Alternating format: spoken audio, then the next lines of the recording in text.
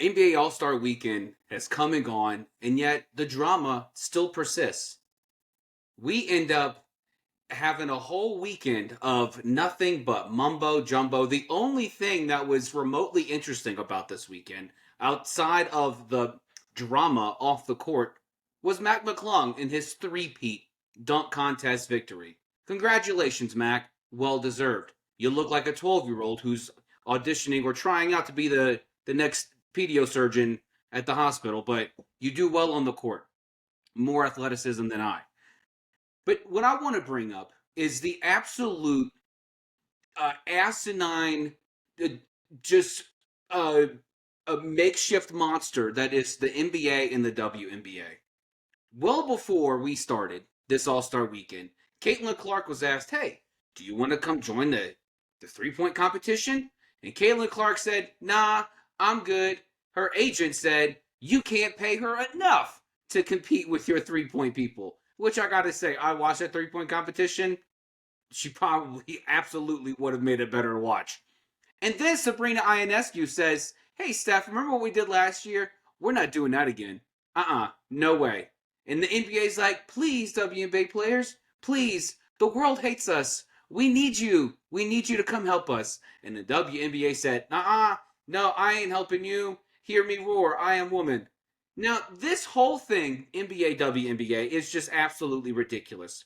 Imagine having a household full of kids and you're having people over because you're trying to get the neighborhood. You want to know your neighbors. You want them to come over. You want your house to look nice. You want to smell nice. You want people to do a little wiggle jiggle in the clean air of your home. I get that. That's nice. You say, "Child, help me clean." Child says, "No, I ain't going to help you clean. What have you done for me lately except feed me and clothe me and give me shelter?" This is the same way that the NBA and WNBA is. Okay, the WNBA doesn't exist without the NBA playing, daddy deep pockets and funding this whole operation that we call, I don't know, a watchable sport, allegedly. And the WNBA returns the favor by saying, "Nah, we're our own entity. We don't need you." Okay, great. You know what I would love to see? I would love to see the NBA just say, "You know what, WNBA? All right, fine. Cut. No more funding. What are you going to do now without daddy's credit cards?" And the WNBA is like, "Oh, no, I'm not that much of a feminist. I love women. Help me." And NBA is going to be like, "Well, why don't you come and give me back what I've given you and come help with the NBA 3 point contest," which honestly wouldn't even help because the NBA is so boring right now. No wonder the neighbors don't want to come to your house. You're not likable. You have no one remotely close to interesting to sit there and say, "Now that is a bona fide star and I want to watch them." Quite frankly, the only one that was a bona fide star is out now for the rest of the season. RIP, Wimby. You had a great 2024 2025. But as far as the NBA goes, there is nothing remotely interesting about it. Now, we'll get into that later on of this episode because, folks, we are back. This is your Thirsty Thursday edition of Box Scores and Bourbon. Drink it up. Look at the box scores. Box scores and bourbon. We check each other's box scores and scores online. Baseball, box scores. So football, baseball, basketball, soccer, hockey. Box scores and bourbon. All right, Cheers, Manny. Manny. Cheers, buddy. Salud. Clink, clink. Cheers to another weekly episode. Welcome back. Yeah, it was just, in the NBA cowering, like, "Okay, I'm sorry to have bothered you like that.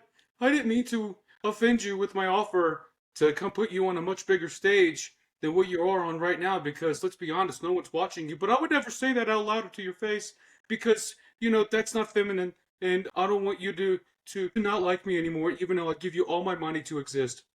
This is like, it's the dumbest thing I've ever heard. There's a multifaceted approach or multifaceted way of looking at this. One, I get where you're coming from. The WNBA has definitely only picked up not only, but has picked up traction because the NBA has been doing all it can to empower them and uplift them. At the same time, some of those players, like the Caitlin Clarks of the WNBA, have done a good job at bringing the attention to the WNBA because of their skills. So there's that part to that. At the same time, I'm not big on holding leagues or people hostage, including kind of like blackmailing them. So for us to look at the WNBA and the NBA like dynamic and saying, well, we uplifted you, you owe us. It seems kind of, well, it's not I don't like that take of yours. If you're empowering the WNBA, you empower the WNBA and then you like let them have that. You can't hold that against them in the future whenever your league starts crashing and burning. That's not how this works. I'm not gonna hold $5 against you for the rest of your life, JB. If I let you borrow $5, I'm not gonna hold it against you for every favor that I possibly need in my future endeavors. No, and you know I what? empowered you. I let you those $5 for whatever you needed, and you know what? You do what's best for you. I love that you brought up that analogy, okay? Because if you gave me $5, First off, I you're not getting would very far. consistently lose $4 every time you gave me $5. This was the best the best monetary year, fiscal year for the WNBA, and they still lost what, $10 million. And the NBA is investing into this. It's the only reason this thing exists. It is a defunct organization. The Sure, only reason it has air to breathe it's is because because of the the NBA. NBA says, we will fund you. True, fair. That's And the fair. WNBA repays them by saying, not only, no, I want nothing Well, to do with what you're doing, but Caitlin Clark's agent came out and said, the WNBA should just spin off and be its own league. I would love nothing more that's a than the bad idea. WNBA to That is spin off. that is Please, a please bad do it. idea. Please, please. Okay? I can't say I'm too fond of that idea. I'm simply, and here's the other thing: you're holding the players to the fire as if they represent the league. The league and the Who runs the players. league? Who runs the NBA? Well, no, I'm not saying that. I'm saying the Caitlin Clark decision was an individual decision, and we're using that to ostracize the league. Actually, no, her agent came out and said Well, no. either way, but that's an individual. The league itself should not necessarily be represented by what Caitlin Clark decides to do. If she didn't want to be in a 3-point contest, maybe she wants to enjoy her off season. They only have an off season for 10 months out of the year. Maybe she wants to enjoy it. But I mean, that's not, it's not a representation. It's not a representation of what the WNBA like how they view it. Did they ask like every WNBA female player if they wanted to be in the 3-point contest? No, the NBA simply went for the biggest star, and they're like, "Oh well, we need you, so we want you now." They didn't go out and say, "Let's do a WNBA NBA mashup of 3-point contest," and everybody said, "No, f you." This is an individual decision. I'm gonna hold it. I'm gonna pull back a little bit on that because if Caitlin Clark doesn't feel like it's the best for her in a league, in a world where every athlete right now, especially in the NBA world, in the basketball world, every athlete puts themselves first and their image first before the betterment of their team and their league. If she's doing the same thing, I'm not going to hold that against her, but I'm also not going to say the WNBA is at fault for Caitlin Clark not doing this. It's a whole different entity. She No, doesn't I'm not. represent I'm the not. entire league. I'm not faulting Caitlin Clark at all. I mean, good job for having a cojones for Yeah, sitting there and saying, "No, I'm good. I don't want to," see, and no, whatever. That's fine. that is Because the exact, when I saw that, that is the exact feeling that I had. I said, in my mind, I thought to myself, you know what? Good for her. If you don't feel like you need to cater to the NBA because you know you're a big of a star by yourself, good for you. Keep at it. Now, know that maybe there's going to be some tensions between the viewership and the sponsorship and the NBA dynamics, but yeah, empower yourself. If you feel like you can carry your own weight, do what your weight can handle. If your name can pull that kind of stunt, by all means, if you can back it up, back it up. Do your right. own No, thing. I've got nothing against it. But for the NBA to just sit there and be like, "Yeah, okay, that's fine. Yeah, that sounds good. Yeah, okay. You know what? Thank you so much for your consideration." We are mad. You and I can agree we are mad at the NBA. So for them to I take that hate the stance, NBA. I hate the state of the NBA right now, which exactly. is a So how great about we bash the NBA instead of bashing the WNBA? Because Let's really, who's well, at fault is the of course I'm NBA. going to bash it. It's not a real league. But let's get to the NBA. Yes, Let's because there's two items I want to bring up. One is since we've already mentioned the All-Star break, I want to. Well, there's three things really. One, LeBron James pulling a Simone Biles and saying, "I'm hurt. I can't play." 30 minutes So, before tip-off. like, oh, I can't play. Oh, the story's not working in my body anymore. No, so now that we got that out of the way, LeBron's a crybaby. The second thing is, so Bill Simmons on his BS podcast talked about how he would fix the NBA All-Star game, okay? And I wish we had the technology to upload to play the clip right now for all of us to watch, but we can't. So you're going to get my half-ass reiteration of what Bill Simmons had said. So what he had said was how he would fix the All-Star weekend is he would have 24 All-Stars, 3 8-man teams. And so only 2 of those 8-man squads would play each other on some, like, with Friday night or some such. So they would play on Friday night, and then you would have FIBA rules. You'd go 40 minutes. You don't have to play so long because it's hard to not be physical. I get it. Okay, whatever. And so you do FIBA rules, 40-minute long games. At halftime, you would do the 3-point contest at halftime, and then you would play the second half.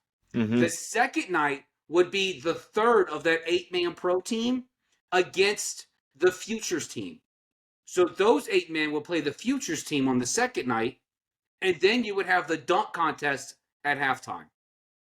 And then if any one of the veterans complains and moans about it, they don't get to be All-Stars anymore for the rest of their career. They're not invited back. They don't get to that come part back. I can get behind. But here, as the All-Star came and went, and I blinked and I missed it because nobody cares about the All-Star weekend in the NBA. Well, really nobody cares about any All-Star weekend across the board besides maybe baseball. But focusing on the NBA, I don't think the problem is the formatting.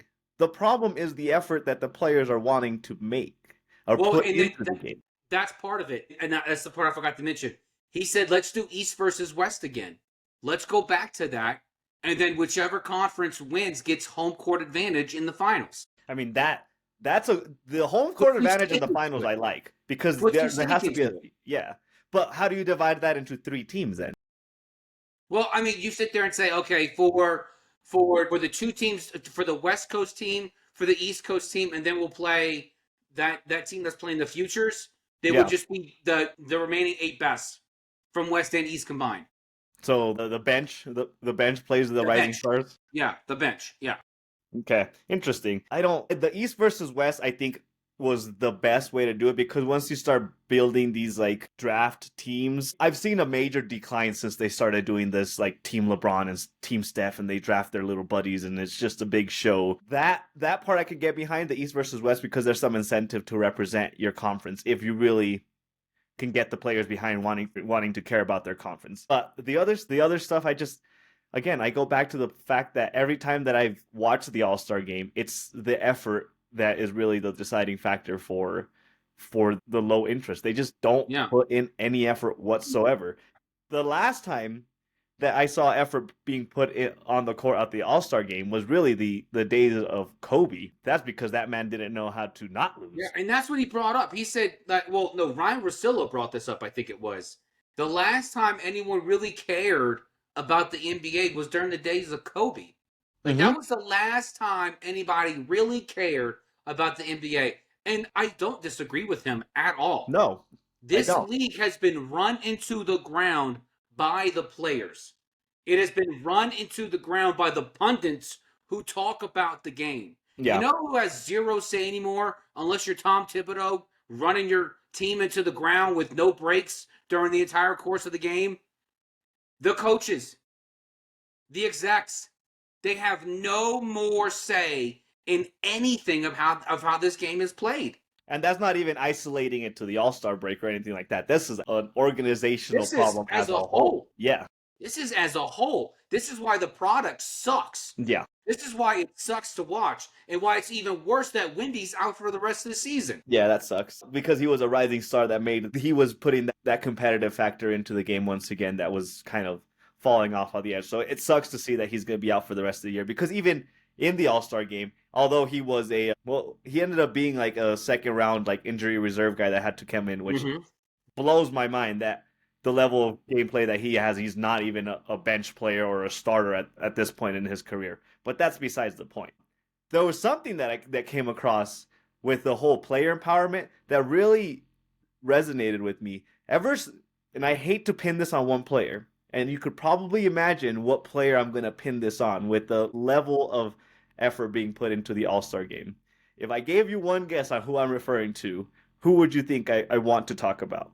LeBron. Yes. Ever since LeBron James came into his own as the face of the league, because there was a transitionary period during the Kobe era, and Kobe was the face of the league, of course, and then LeBron was a second chair to that time. And then once Kobe left, LeBron became the face of the league. Ever since that point, LeBron started dictating the amount of effort that was really going to be put into the All-Star game, starting by not wanting to play, reserving himself because of injury or just the body needing rest, or the minimal effort, because we've seen that LeBron James doesn't really put in 100% effort into a game. As competitive as he wants to say he is, I don't know where that competitive nature goes during All-Star break, but he is the one that started pushing that across the table as far as, well, I'm the face of the league, tell me otherwise, I don't have to try for this game. And it empowered every other player to be able to say, well, if he's the face of the league and you're not forcing him to do it, why should I put in effort? And that is what's wrong with the NBA.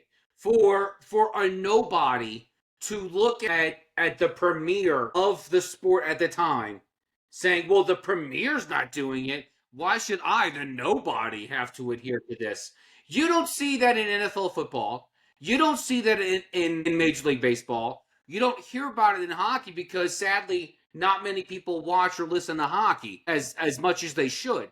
But that's what's, and that goes back to my point. The players run this league. Yeah. When you let the nobodies of the league dictate how the league was going to perform and operate, you lost the entire grasp. You lost any argument you had as to why your league now is unwatchable. Yep. Yeah. No, you're right. So I have an alternative All-Star resolution to the All-Star game that I came across. Don't have it. I do have one. No, don't have one. Oh, don't have it? That's the resolution. Don't have Yeah, it. just cancel it at this Just point. have Matt McClung do dunks for half an hour. That's There you all go. we need. Yeah. And he's bringing Bring back Vince Carter. Let Vince Carter and Mac McClung have a dunk contest. Speaking of the dunk contest, before I dump into this, I didn't realize, well, that LeBron James in his historic career and all this flashy player that he's been throughout his career with his dunks and great plays, he's never once competed in the dunk contest, which blew my mind once I came to the realization that that's the case. But once again, goes to show that if the players don't care, He doesn't care about the game. He does. I know that. These players don't care about the game. They care about themselves. I'm bringing that up for that reason. But the solution that I liked was making it the US versus the world All-Star game. And here is, somebody broke it down as far as who the starters and the bench would have been. The starters for the US team would have been Jalen Brunson, Steph Curry, Jason Tatum, LeBron James, and Anthony Davis. The world team would have been SGA, Luka, Giannis, Victor Wembanyama, and Nikola Jokic. Okay. That would have been a great matchup. In the world would have won. That is my point. So tie that to the fact that since 2018, the NBA MVP winner has been an international player, with Giannis, Joel, and Nikola Jokic winning the MVPs since 2018. Tell me if there's something that drives players more than anything else, it's representing whatever they stand for. Yeah. It would take this would be like a slow pace thing, but tell me after the world team would win the next 3 to 4 All-Star games, because I have a feeling that would happen with those type of rosters and those players not going anywhere. After those 3 games of getting the USA team getting obliterated at the All-Star game, tell me there's not going to be every single marquee name signing up to be on the USA team and wanting to represent, just to be able to bring names back to their... No? I don't think so. So and this is what I'm going to have you consider, and this is going to serve as a great segue into the PK Subban comments. So all the international players. So let me backtrack. You think about the American players. Mm-hmm. They have freedom. They have the will to do whatever it is they want to do. This is the greatest country, the greatest experiment that has ever been conducted in the course of human history, and thank God for that. And so you have this, and you have these players who are born here, who were raised here, who play basketball and go to the NBA and think, I've made it. I've won my millions. That's fine. I've already earned it. I've made it. Mm-hmm. Let's go to the international side. These guys play basketball with the hope of being recognized to even have a chance to not just play pro basketball, but to live in America. Okay, so Right. there's so much at stake for these men, Right. and they pour their hearts out for this. And I know you can make the argument, Luka looks like he can just be at courtside at a Vegas hotel eating all you can eat steak and lobster, but when the moment counts, he shows up. My point is that these international players play with heart. They Mm-hmm. play with the love of the game, and not just love of the game, but for love of a better future. Most of these NBA players could give two craps about it because they know, I live in America, it'll be fine, I'm good, whatever. But see, with that same point that you're making is why I think it would be a driving factor for it, because I feel It like hasn't been a driving factor in 20 years. true, but they've never experimented with this type of approach because for the same reason that you just brought up, if international players which worked their entire childhood, their entire teenage years just to make it to the NBA to prove that they are somebodies, if they come and show up the NBA American players as the internationals are leading the NBA, because that's really what the narrative would be. If the international players start winning the All-Star game under this format, it would say the international leagues are taking over the NBA as far as like face of the league. I feel like that would be a really good reason for the NBA, all American NBA players to start wanting to try. Let's bring up what just happened 9 months ago in the Olympics. After the US it got embarrassed for the last 2 or 3 Olympics, embarrassed by US standards of basketball. In the whole world, all the players in the world play basketball to come play in the NBA in the US.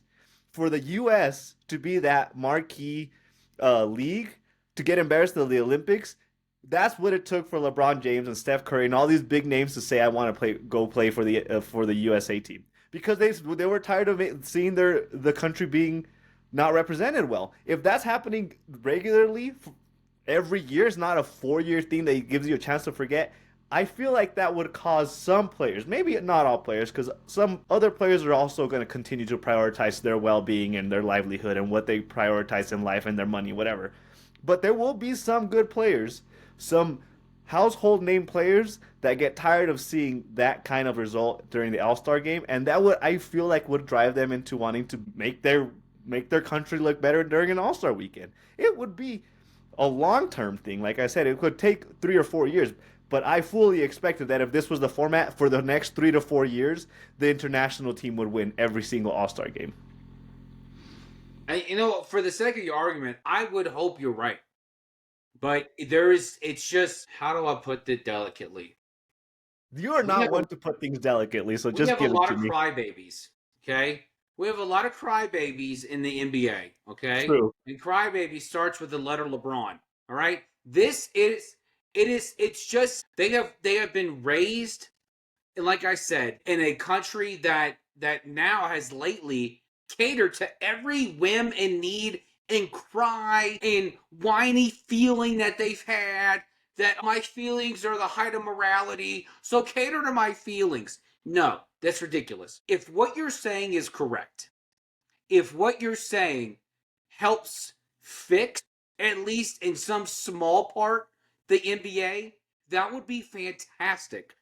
But there's still a part of me that thinks that LeBron and company decided to play in for the Olympics for America in order just to sit there and say, yes, I was the one who helped America look great on the grand stage. It is about me. I'll bow down to King Herod LeBron. Like this, like it's just it. I would love it if that was true. It's going to take some time though, and I think your suggestion to make it America versus international, and America to get their butts absolutely kicked in the court, just wiped with them Every year. for the next Every year. 10 years.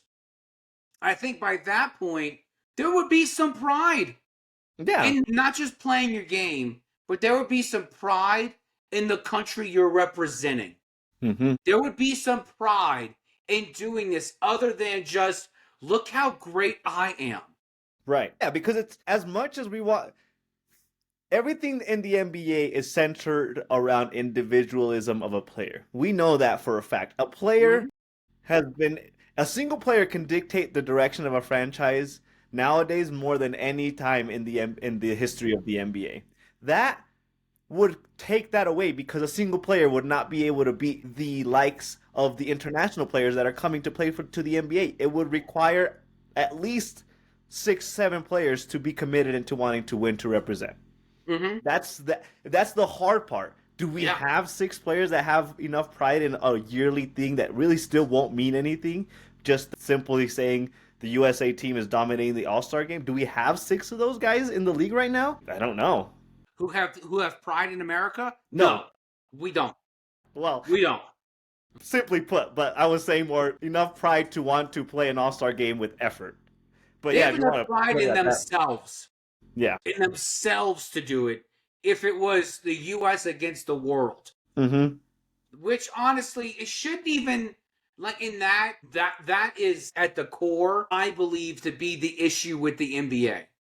Like I said before, these guys only care about themselves. Mm-hmm. That's why LeBron, 30 seconds before tip-off, said, "Hey, I'm not playing any All-Star game." Like, so it's, because of that, when they're only looking at themselves, when they're only looking at how great that they can be just as individuals, as opposed to let's come together as a team. Let's take pride in the product that we're going to put on the court. Let's focus on, hey, here's a novel idea. Let's not play exec. Let's play basketball player. And let's be the part of the one that's on the court delivering the product. Mm-hmm. As opposed to trying to make the league what they want it to look like. Making the league in their own image, their own golden idol. Like, we got what, 200 golden idols? Like, what? I got this. It's too many. It's too many. Okay, melt them all. Make your stupid championship ring, your stupid statue, your stupid, trophy, whatever, and just play the game because you love to play the game. Yeah. Well, I'll wrap up the All-Star bashing by saying this iteration of the All-Star game this year was by far the most underwhelming year for the All-Star games. It came, like I said at the beginning, it came and went, and most people, even basketball aficionados, probably didn't even realize that the All-Star games were happening. The 3-point contest was filled with a bunch of players that I guess are names. Yeah. The All-Star game, this new format they tried out, I'm still trying to figure out what the point was of it. It didn't get you anywhere farther than you had with the previous formats. Ultimately, it was a bust. Then the thing is, every time it's a bust for the All-Star games, the next 9 months, the discussion is how do we change it again to make it better. But sometimes you just need to find something that you feel like you can trust for a few years to see if it gets better. Yeah. This, whatever we got, not the solution. But I want the NBA and the commissioner to work towards finding a solution that he's going to get behind for at least 4 years to see how it develops. Well, to look at Adam Silver to try to save the NBA is like looking at Biden and say, "Hey, save America." It's not going to happen. That's Adam Silver's job. That is It is his job, but it's not going to happen. It's not. Adam Silver is only interested in speaking when there is no one else speaking. Adam Silver will not speak over anybody. He won't. If one of the star players of the NBA is speaking about something, Adam Silver's taking a back seat. He is taking a back seat. Now, I give Roger Goodell a lot of crap because he is, not arguably one of the worst commissioners in all of sports history. This dude sucks at his job. He's the most disliked, I'll tell you that. But at least he speaks up more often than Adam Silver does. Adam Silver says nothing but platitudes. We're going to get rid of the baseline three. That's how we're going to save the NBA. Yay! He looks like a character from Team America. Yay! That's what he is on TV. That's all he is. That's all he is. Maybe that's why because of the trajectory of the NBA, maybe that's why they put him as the commissioner, because they knew he was more of a background. That's exactly why the owners did it. The owners implemented Adam Silver as the commissioner because the owners knew, I'm not getting in this bowl of crap. I'm not stepping in this. This league is terrible. If you can look at your commissioner, and arguably three of the four major sports are just bad right now. They are bad. The NFL is bad. Okay. MLB is bad. The NBA is bad. It's bad. And it's because the owners want nothing to do with accountability. They want to have the cushiest job of all. I want to own a sports franchise because it was the number one hobby on my bucket list was to own a sports franchise. So I'm going to vote for the most spineless individual to come out and just get whatever talking point I want them to have. That's what they're going to have.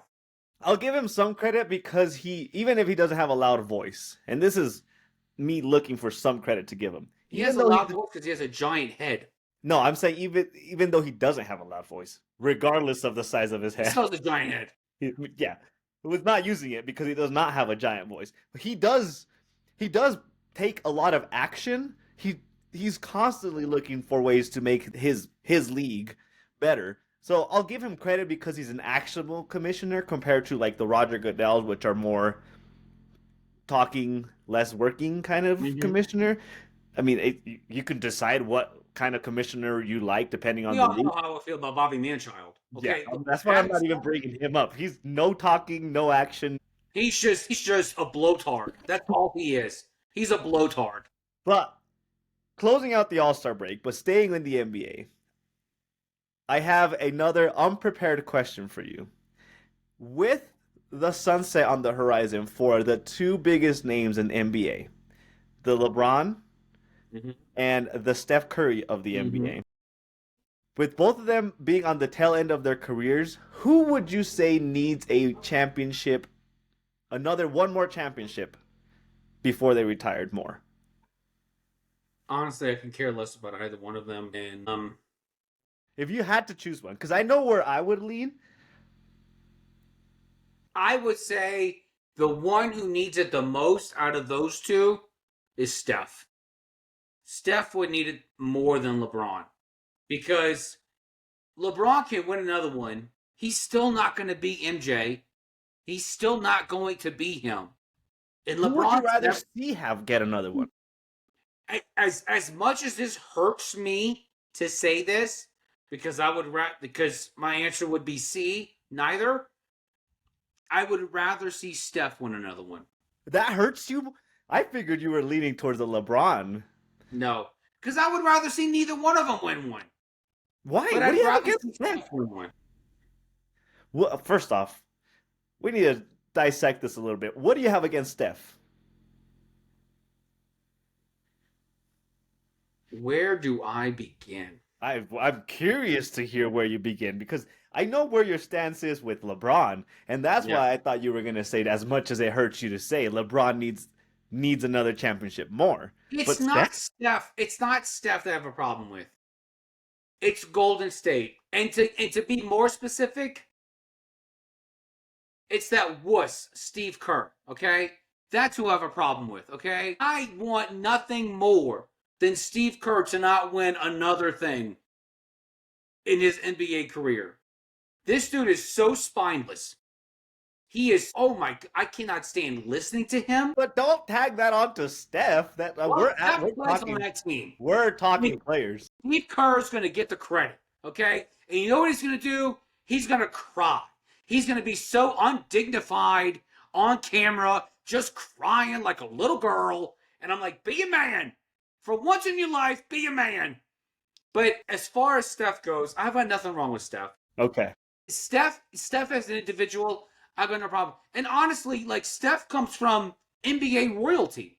So it's not like, I mean, like, it's not as if he just like was elevated just because. No, like Steph is great at his craft. He's fantastic at his craft. And so out of the two, out of LeBron and Steph, I'd rather see Steph win one because I honestly think Steph needs to win one. Because He has LeBron, 4. huh? He has 4. So why would he need the 5th? Because he's been overshadowed by LeBron for so long.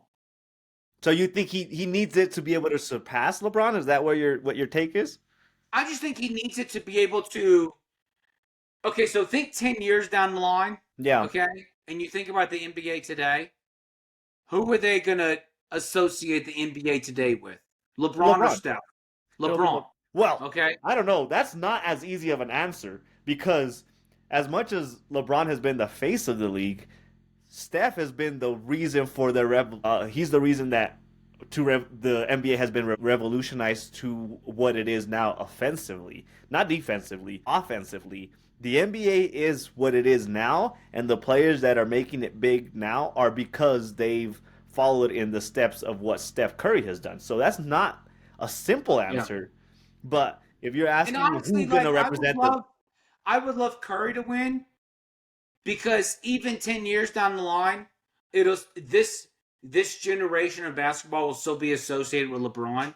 Mhm. At least Curry knows, hey, I won one more than you did. So like it'll be like the little caveat of like, well, who was Yeah. better?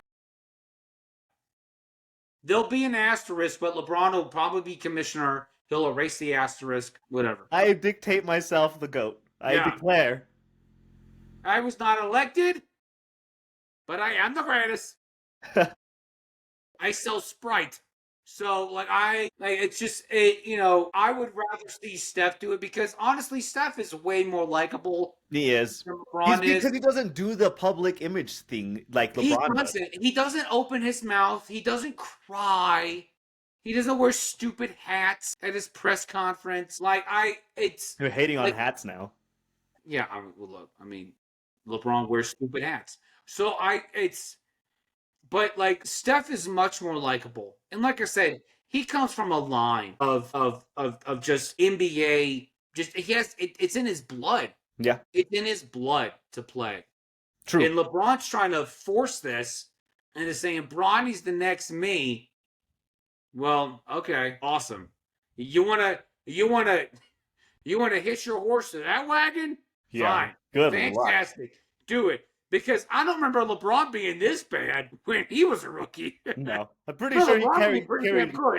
he carried Cleveland to relevance his rookie year, so the comparison is not there. But Bronny ain't leading anyone anywhere. no. I want to stick.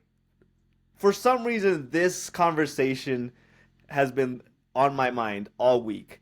So I want to stick to having this conversation. And I have a scenario for you. Sticking with the Steph Curry and LeBron conversation. If I gave you the money and you got to build a team from scratch, and I told you the only thing you have to do is decide, you have to get one veteran to build around, who would you rather take? LeBron James or Steph Curry to build a team around as they are with their leadership skills? Because they're completely different. We just talked about how Steph Curry was not the public eye figure, but he was more of the on-court presence.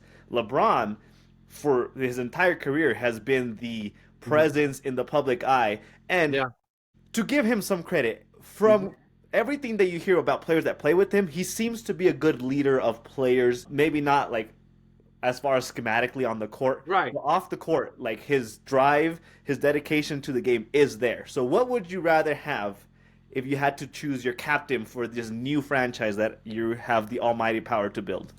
Between those two, Yeah. absolutely Steph. I would love to have Steph because I know that Steph wouldn't bitch and complain about the team that I built. But complaining about the team that you built is not that shouldn't be a deciding And factor because you have to build a good team. What do you I want? Do do you have to want the build a good team. team builder?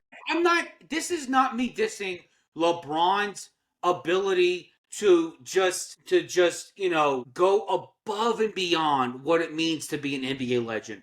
LeBron is an NBA legend. Right. I am not gonna sit there and say that I'm not gonna argue that he's not. He is. I'm not an idiot. I've watched this game for 35 years. I am not an idiot. I've watched it since I was 4 years old. I know LeBron is a once in a generational talent. Mm-hmm.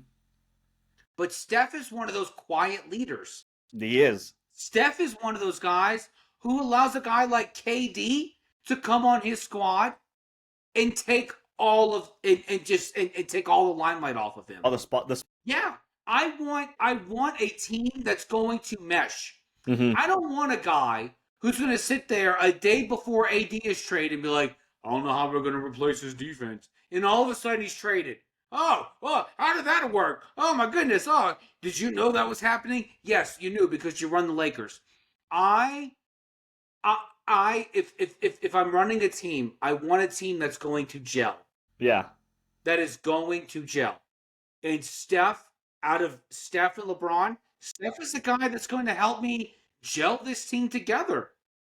Interesting. See, when I asked you this, I really thought regardless of how you felt about LeBron, I felt like you were going to lean more towards LeBron because of the other stuff that he brings to the table. Because if you were building a team, you want somebody that can be vocal about being a leader. And Steph, for as much as I've seen of him, has not been the vocal leader. I don't need my star player to be vocal.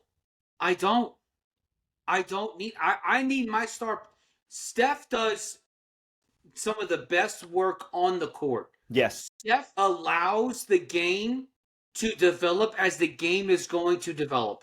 And he allows all four of the other guys on the court to help decide that. Mm-hmm. I don't need my star player to sit there and say, I want the ball in the last seconds of the game. Because I know Steph's going to want the ball in the last seconds of the game. I know he's going to take that three. I know he is. And if I said, Steph, I want you to drive up in the paint. Steph would drive up in the paint. I know he would. But there is something about Steph's play that is so unselfish. And if I'm building a team, a super team, I want a team, not a player who's like, when I say unselfish, I don't mean a player who's unafraid to take the last shot. I don't mean a player who doesn't want to have the ball for the last play of the game. I'm talking about a guy who says, I'm not having the best night. Mm-hmm. Someone else is. Yeah. I'm going to let them shine. As I thought about asking you this, there was on my stance, and hear my thought process out. My stance initially was I would rather take LeBron because if I'm building a team, I want him to be vocal enough to be able to bring players with him. That was until I noticed since the Luka Doncic trade, and I'm tying this all together in a very interesting way. When Luka Doncic got traded to the Lakers, I thought it was going to be a really good dynamic because the scale was going to start tipping into the way of this is Luka's team, and LeBron was going to slowly start taking a back seat.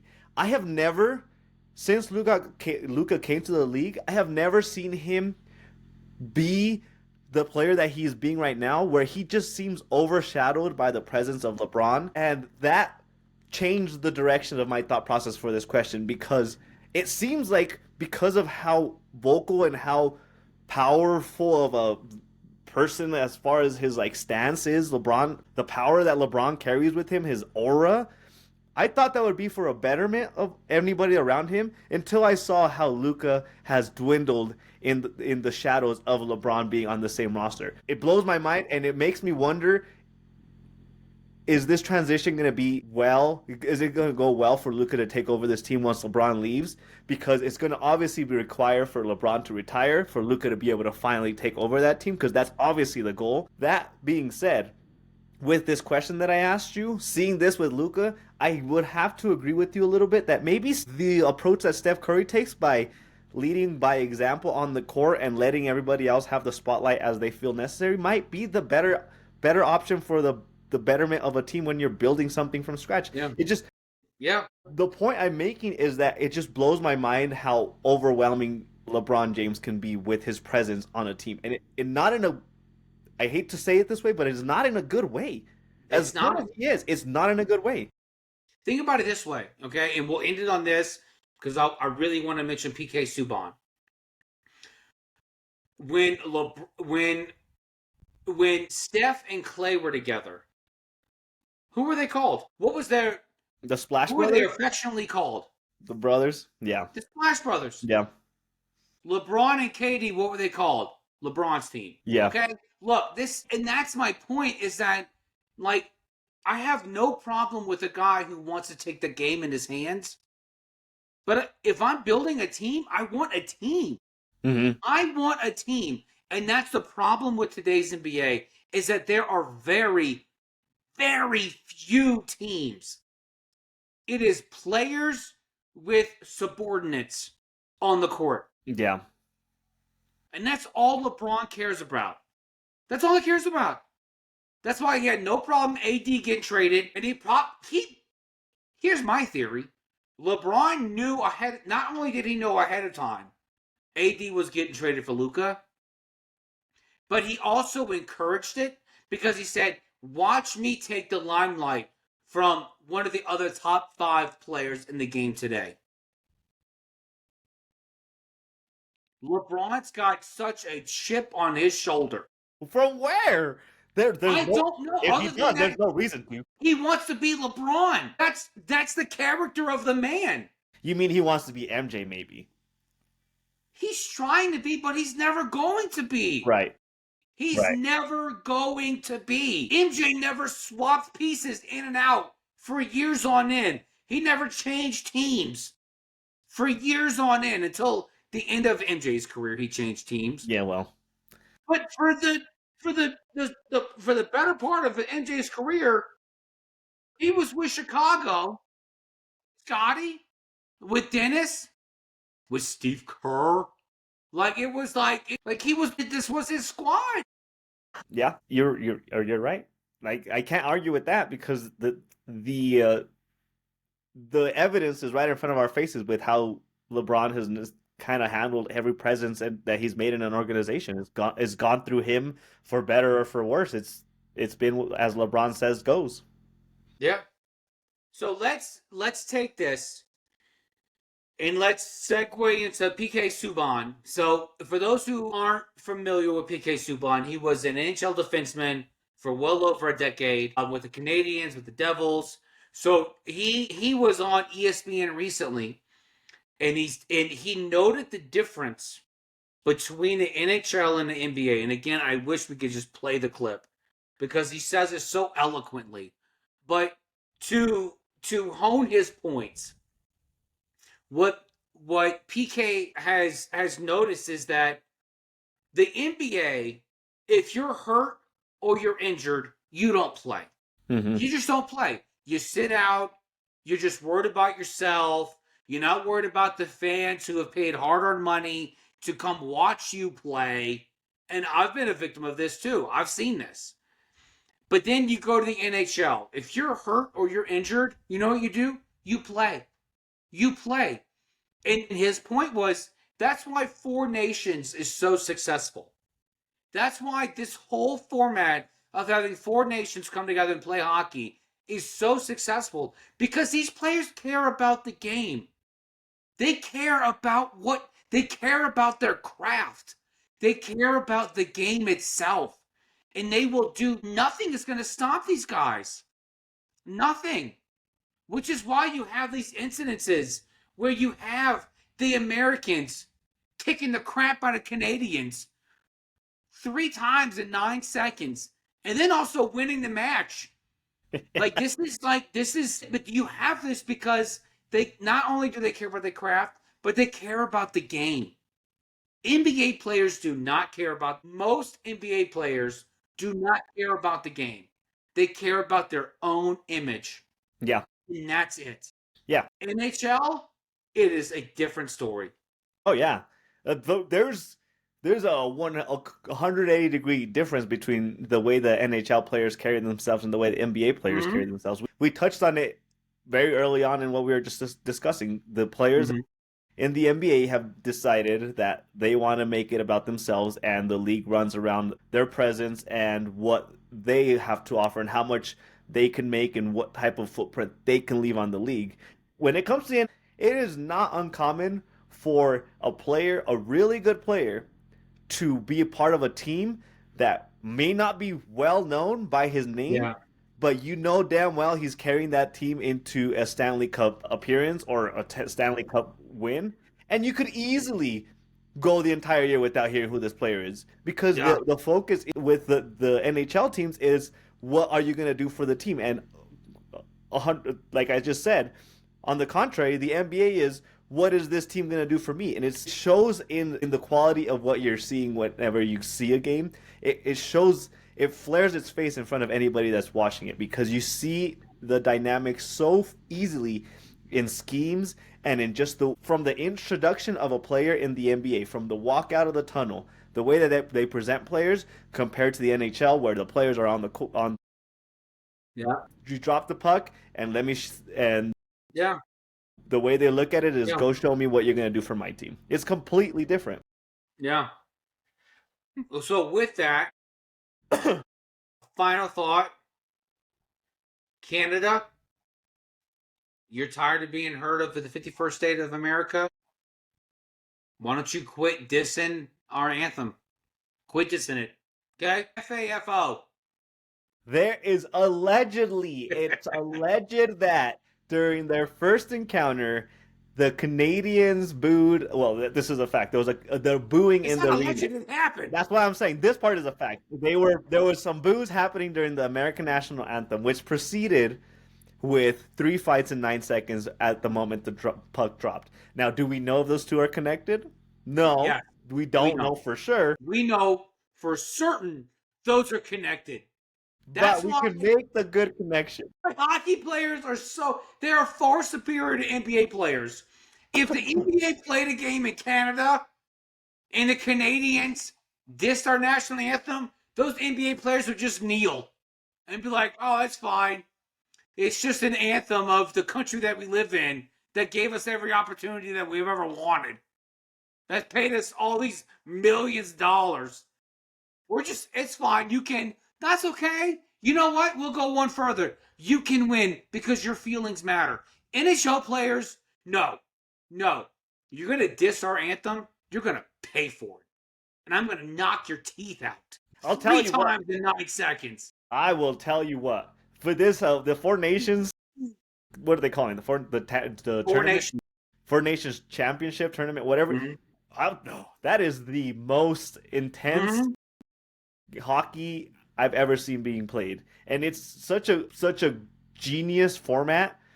The way that they're doing it, which I hate to say it, and maybe it's a perfect way to tie it all back in together. It goes to show that maybe the NBA needs some of this pride behind their country and get some little bit of a stomp on if you're representing the U.S. in your All-Star game. I'm just saying. The evidence is there.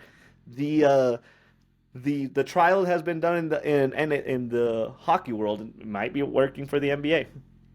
Yeah. Well, let's transition to a whole other segment. Yes. Your favorite segment, JB and Manny's Fix of 6. Our Fix of 6, JB. Shall I take it away first? Yes. All right. On Manny's number 3 Fix of 6, I'm bringing in baseball, JB, because the Yankees announced that they agreed to a contract extension with your favorite manager, Aaron Boone, a 2-year contract extension through the 2027 season. And my thing is, with Aaron Boone as the manager, I have yet to see. He did lead the Yankees to the World Series in a very embarrassing fashion. They were present for the World Series. But That fifth inning game. I have yet to see Aaron Boone actually do managerial decisions that make his team better. He just seems to be along for the ride, and his ask or his way of looking at things is, give me a lot of good players, that way I have to put in very minimal effort. I'm just not too sold on what Aaron Boone is bringing to the table. Are you really making your team better by what you're offering as a manager in the baseball world? My answer right now when it comes to Aaron Boone is no. But apparently the Yankees themselves feel like the answer is possibly in the next 2 years. So that is Manny's. Was awful, and Al Steinbrenner said, "Tell me you don't care about the team without telling me you don't care about the team." That's On Manny's number 2 fix of 6. Bringing it all back, 180 to the NBA. Draymond Green was in attendance during the All-Star weekend, and there was some quotes that came out from his presence at the desk. He said he guaranteed that the Warriors were going to win the championship this year because he loved what Jimmy Butler was bringing to that team, because his words were, Jimmy Butler makes every player on our team feel like every game we go play, we can win the game. And it's a great feeling to have. It motivates players to be able to win a championship. Fine. Guarantee a championship. It's only been one player in the NFL that's guaranteed a championship and actually followed through with that. My issue was what he followed that stance with, which was what he's saying when he said, I am ready to follow Steph Curry and Jimmy Butler. Whatever Steph Curry needs, I am ready to follow him. Whatever Jimmy Butler needs, I am ready to follow him. JB, I have a problem with this, because Steph Curry has been on his team for his entire tenure with the Warriors. How is he now ready to follow Steph Curry as his leader of that team? Steph Curry is the reason you got 4 rings. And now because they bring in Jimmy Butler, now you're ready to follow Steph Curry? Who have you been following for the last 6, 7 years, 8 years? What are we following where you finally can say, I'm ready to follow you, Steph? And at the same time, you have multiple times said, I am a changed man, and then you went and punched your teammate during a practice, and you continue to get technicals, and you keep getting kicked out of games because you can't control your attitude. So I'm not too sure that you're ready to do anything besides throw your little tantrums in the middle of a game and in the middle of the practice court, Draymond Green. So I want to see you do what you're saying instead of just saying things just for the sake of saying things. And on Manny's number 1 fix of 6. Now bringing in the NFL. It was announced today that the Cowboys All-Pro lineman Zach Martin is retiring after 11 seasons in the NFL. This man was the epitome of all-star performance for the Dallas Cowboys, and it breaks my heart seeing him retire, because he was so good at his position. He made it. He was an All-Pro for seven times. He was an All-Pro. But it just reminds me that sometimes it is not about a player and what they bring to the organization. It is about how an organization lets good talent go to waste. Because Zach Martin, the amount of talent that he brought to that offensive line of the Dallas Cowboys, the amount of stability and leadership that he brought to the offensive line. I remember when they drafted him, he was the stabilizing factor for that line, no matter who retired and who they plugged in. And all that went without him even getting a sniff of an NFC championship, which again goes to show that sometimes organizations do a really good job at wasting a good players' talents and letting it go to waste without any type of real success in their career. And that is the way I am going to close out my fix of 6. JB, take it away. Yeah, so just a caveat on your Draymond Green, there's an old adage that the frogs that croak are croaking for the ones that are most miserable. Draymond is croaking for the one degenerate that is most degenerate than him, and that is Jimmy Butler. JB's fix of 6, number 3. Ted Williams has played, he played 437 games during World War II whilst fighting in it. Anthony Rendon can't even just muster up the energy to get off of his couch and put down his cheese puffs to play 260 games in the same amount of time. Give me those two numbers again, JB. Give them to me. 37 for Ted Williams fighting in World War II. Yep, part-time baseball. And Anthony Rendon playing in 257 games. I bring this up because Rendon has got ahead of all of the narrative and said, "Oh, hey, I'm hurt. Yeah, my shoulder hurts. I can't play." I have never, going back to the NBA talk, this is ridiculous. If you're hurt or you're injured, you still play. In the words of Aaron Rodgers after watching the Enigma documentary on Netflix, just remember that once you put the log down, you'll be just fine. Anthony Rendon could care less about baseball. He may as well be LeBron without any longevity or any endurance. That's who he is to me. JB's fix of 6, number 2. The ABS, the Automated Ball Strike Zone system, is supposed to be coming to MLB no earlier than 2026. I bring this up not because I'm a fan of it. I'm not. I love human fault, okay? I'm a human. I have faults all the time. I love being able to compare my faults with other faults. The one thing that I will say that I'm bringing this up is that they said that the K zone, that digital box that they bring up in the middle of the catcher's mitt on MLB telecast will be done with. And if there's one thing I can agree with the ABS, it is this. I hate that stupid strike zone. I hate it with the passion of 1,000 suns. It has been in front of my face for 23 years, and it will be in front of my face for 25 years before the ABS comes into play. There is nothing worse than watching a game and me, as a fan of baseball, being told what a strike is. I know what a strike is. You don't need to put it on the TV. You don't need to put it on the TV for average Joe who watches the Braves game 5 times a year for him to feel like some savant, some genius at the water cooler at work. I hate the strike. I hate that little image. Get rid of it. And you know what? While you're at it, get rid of ABS too. Let the umpires do what they're going to do. JB's fix of 6, number 1.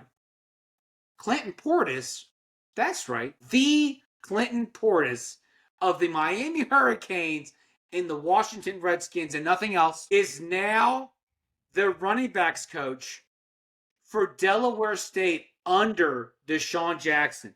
This excites me to no end because not that I'm a big fan of Clinton Portis. I love watching him in Denver. I love watching him in Washington. He was an underrated running back during his time. But just the fact that we have all these former players who are now coaches and coordinators in the college ranks. We have Marshall Faulk and Warren Sapp under Deion Sanders at Colorado. And Trent Dilfer is the head coach at UAB. And Eddie George is the head coach at Tennessee State. This is awesome to see. Like, as a 39-year-old male who has watched these players play while Manny was in diapers, it is awesome for me to be able to witness these guys go on to their next stages of life. And now they're impacting college players in a way that I think will be a good thing because these were all fun players to watch in the NFL. And that wraps up JB and Manny's Fix of 6. One thing, JB, all I'm gonna say about your K zone hate, your strike zone hate, is I love sitting on the couch and saying, that was a ball, Blue. You suck at your job. I just You should know it's a ball by just watching it. I watched 9 times. I love the My 4 minutes confirmation. years were watching baseball without a K zone.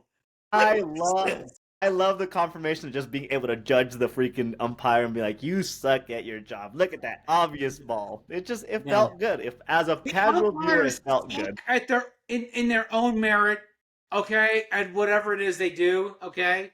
But having the K zone there just ruined it all. No, I loved it. Ruined it I all. loved it. Because not only did it ruin just the viewership, it ruined how players are at the plate. There used to be a time before you were born where MLB players would swing at pitches that were close to the strike zone. Mm-hmm. They have gotten so used to seeing this stupid graphic that they're like, "Oh, I know that's a strike. I know it is." So they take fewer and fewer risks at the plate.